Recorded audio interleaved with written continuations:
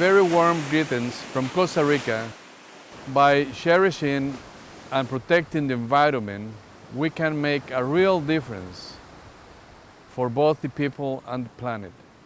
We are going to be talking about these issues at the third UN Environment Assembly.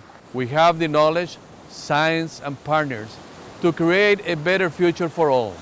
But we need the political will to make a difference to the lives of our citizens and future generations. They demand no less. Together, we can move towards a pollution-free planet.